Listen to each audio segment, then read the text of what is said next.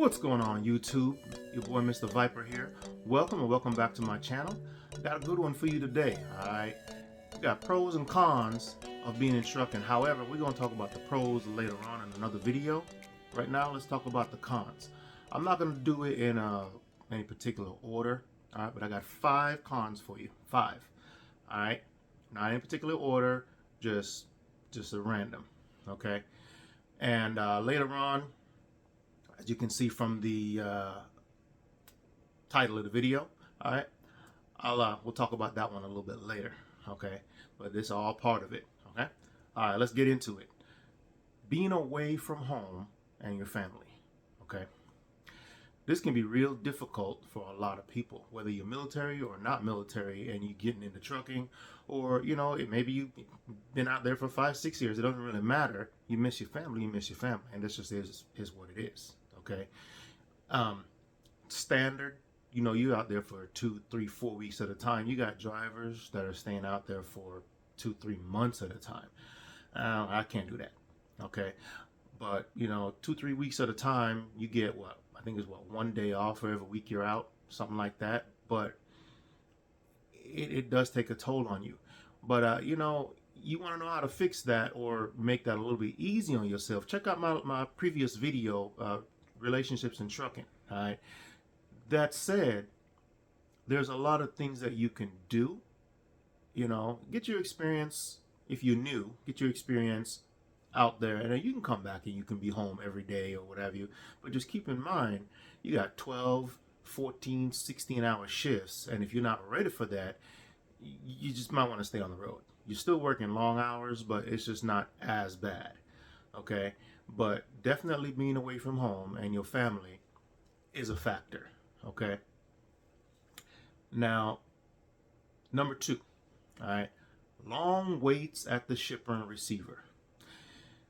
Yeah, that's a big one. All right, because you got a delivery, okay, or pickup at 6 p.m.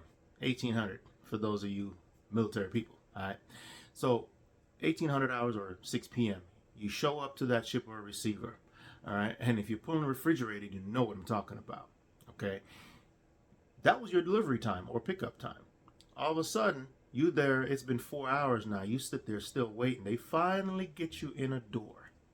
Okay, and if you're doing reefer, you may need a lumper. If you don't know what a lumper is, that's someone who is contracted to load or unload your truck, and you, if you're an independent, you or your company will pay that. Okay, so now they took 2 hours to unload your truck, sometimes more.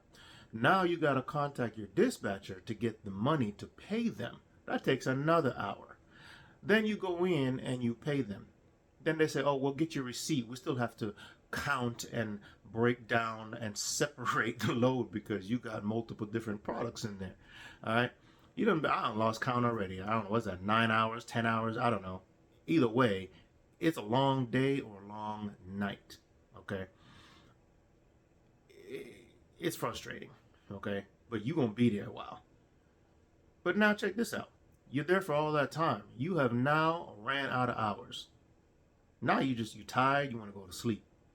Oh, I'm sorry, ma'am or sir, you can't stay here. You got to go find someplace else to park. Wait, what? Hold up.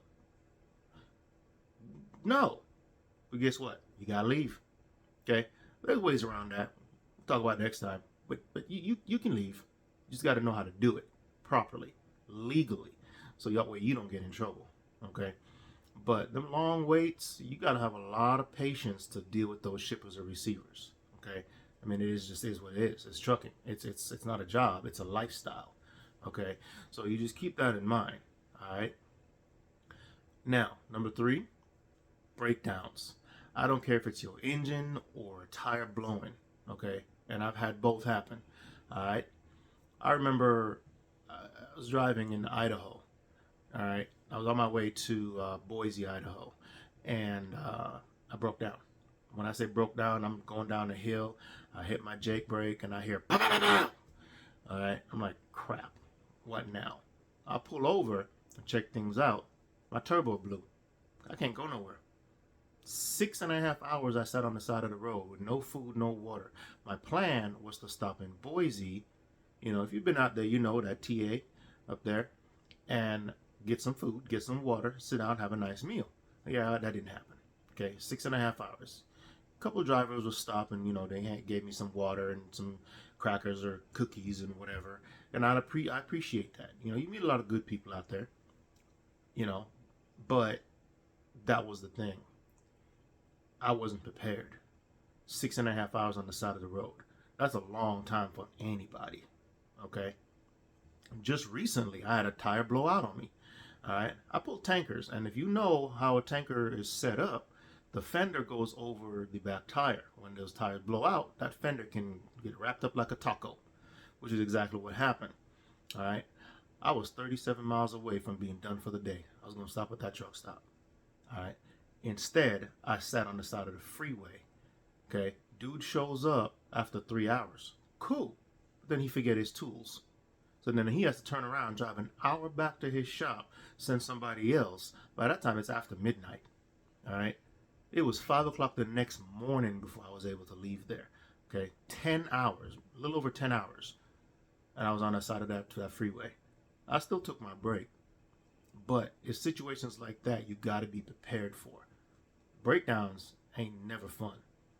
Whether it's a brand new truck or an old truck, it don't matter. You're going to break down. If you've been in trucking any amount of time, you know it's going to happen. Okay? So there's that one. Number 4, traffic tickets. And that is whether you're guilty or not. It don't matter. Okay? Let me give you an example. California is notorious for this one. So you sleeping. Okay, you've been in your sleeper, you just chilling. All right, you snoring your behind off. All of a sudden, bump, bump, bump, knocking on your door. You get up, you go to your driver's side, you sit in your driver's seat and open your window to talk to that police officer. First thing out of his mouth, let me see your logbook. Okay, that if you're running paper nowadays, you got technology, so you got electronic logging device. So you hand that to them. It says you're in the sleeper. Guess what? You just got a ticket, and it's a big one.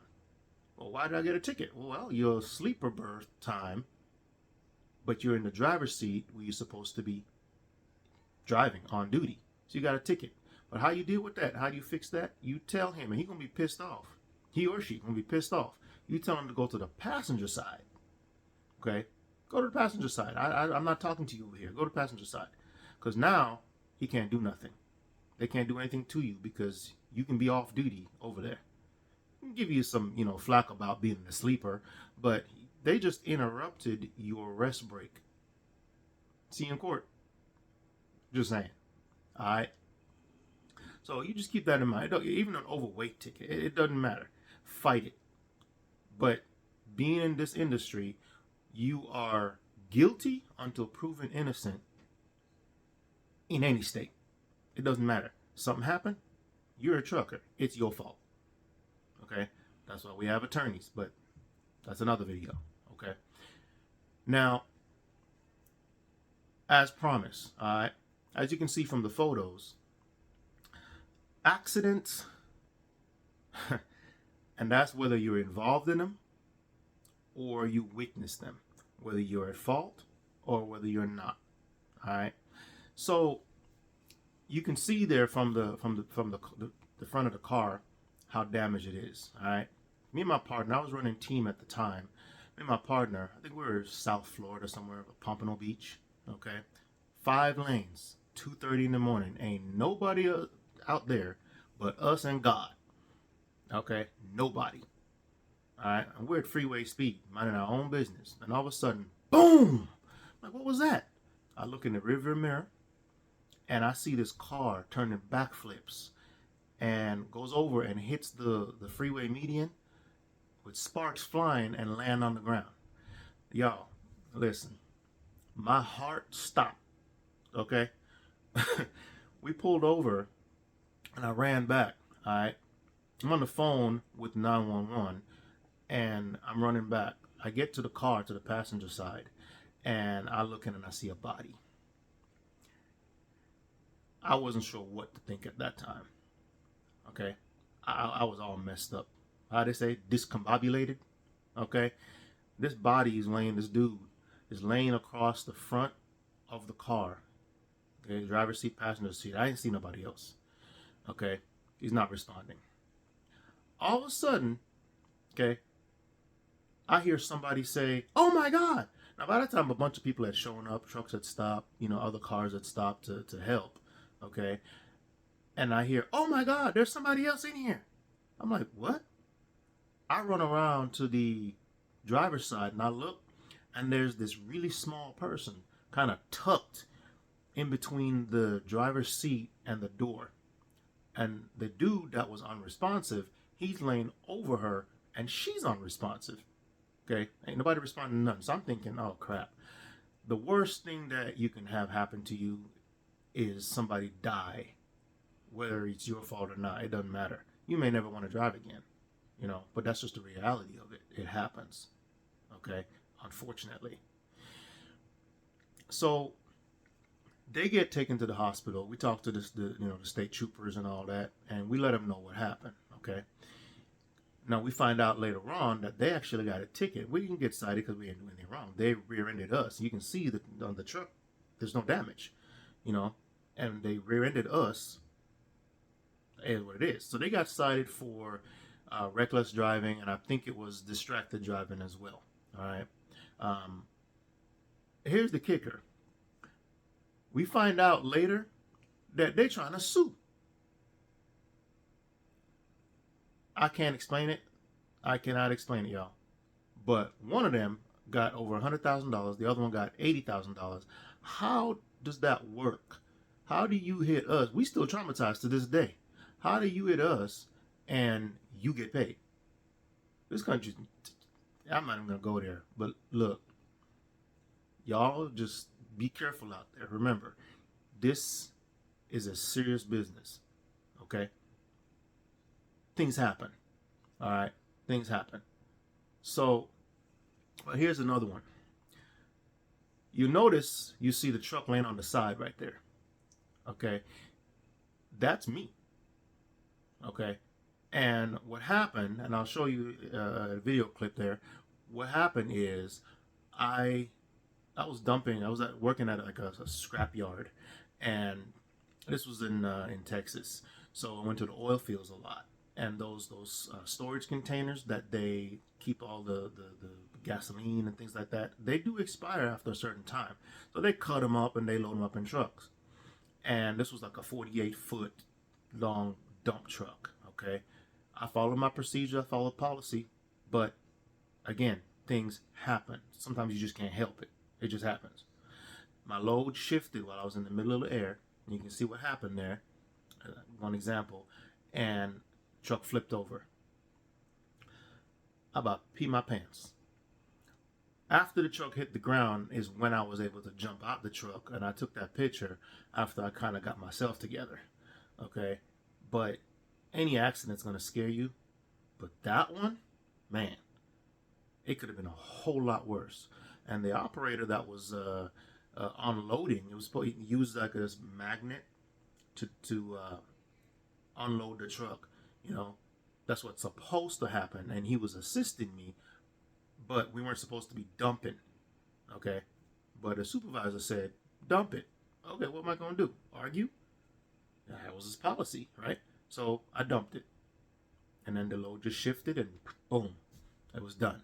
From that day on, they never did it that way again. And they started using the magnet to take it out. It was much safer. Nobody's going to get killed doing it.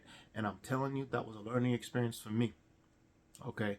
So, not at fault, of course. But I didn't work there no more. I didn't want to do that job no more. Okay? So, there's a lot of things that you got to deal with. Okay?